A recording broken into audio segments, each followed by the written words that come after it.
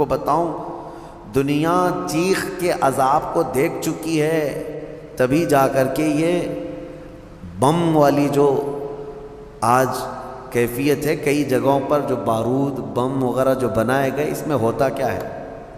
صرف آگ نہیں لگتی ہے بلکہ اس میں آواز ہے، اور جتنی تیز آواز ہوتی اتنی تیز ہلاکت ہوتی ہے۔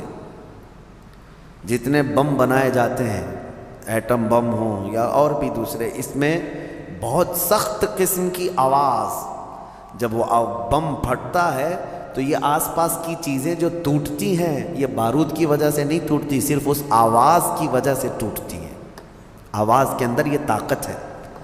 کبھی آپ ڈی جے کو بجتے ہوئے دیکھتے ہوں گے، جب بہت تیز ساؤنڈ ڈی جے والے لگاتے ہیں تو ہمارے گھر کی کھڑکیاں ہلنے لگ جاتی ہیں۔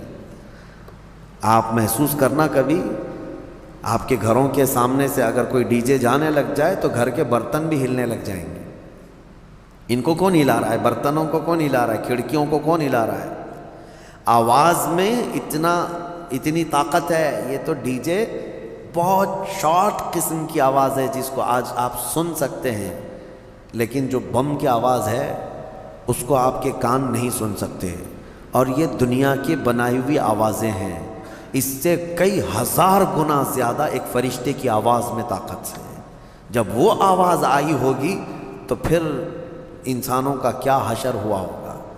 تو صرف چیخ کی وجہ سے وہ پوری قوم ہلاک ہو گئی، سب اپنے گھروں میں پڑے رہ گئے، وہ عذاب الہی کے شکار ہو گئے۔ یہ ان کا ذکر اس سورے میں آیا ہے، ان کو اصحاب الحجر کہا گیا ہے۔ یہ پتھر والی قوم ہے۔ اے گھمنڈ میں مبتلا لوگو، آج تمہیں اگر ایسا لگتا ہو کہ میرے پاس بہت کچھ ہے اور میں بچ جاؤں گا، تو اصحاب الحجر نہیں بچ سکے۔ وہ اپنے پہاڑ جیسے گھروں کے اندر مردہ پڑے رہ گئے۔ صبح جاگ کر کے دیکھا گیا تو سب کی لاشیں بدبو میں سڑ رہی تھیں، صرف اس چیخ کے عذاب میں سب مبتلا ہو گئے، پوری قوم ہلاک ہوئی۔ اب آپ اندازہ کریں، قیامت بھی جو قائم ہونی ہے نا، وہ بھی آواز پہ ہی قائم ہونی ہے۔ آواز، یہ آج دنیا کو اچھی طرح سے پتہ ہے کہ ساؤنڈ کے اندر کتنا پاور ہے، اور آواز کے ذریعے سے ہی پوری دنیا کو ختم کیا جائے گا۔ کیسے؟ حضرت اسرافیل علیہ السلام سور پھونکیں گے۔ سور ایک باجے جیسی شکل کی ایک چیز ہے۔ یہ اسرافیل علیہ السلام ایک فرشتے ہیں اللہ کے، وہ ہاتھ میں لے کر کھڑے ہیں انتظار میں کہ جب مولا کا حکم ہوگا اس کو بجائیں گے۔ جیسے ہی اس کو پھونکنے لگیں گے دنیا میں آواز پھیلے گی، پہلے ہلکی ہلکی ہلکی ہوتے ہوئے وہ آواز اتنی بڑھ جائے گی کہ لوگ پہلے اس آواز کو سنتے ہوئے بے ہوش ہو جائیں گے، پھر اسی آواز پر پوری دنیا کی موت ہو جائے گی، ایک بھی باقی نہیں رہے گا، ایک بھی باقی نہیں رہے گا۔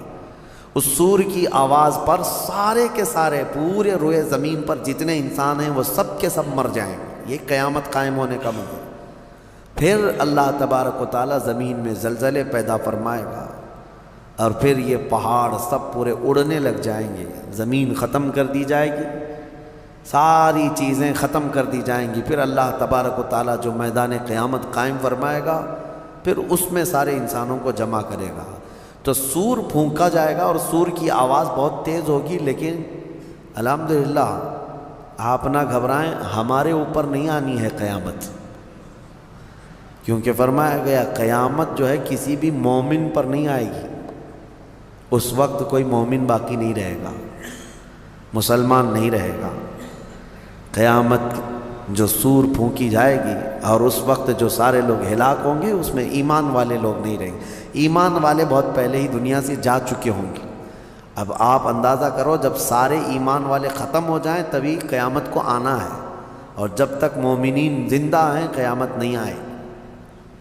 یہ روایات سے ثابت ہے۔ تو بہرحال سور کی بھی آواز ہی ہے، آواز کا پاور ہے، اور قیامت بھی اسی میں قائم ہونی ہے۔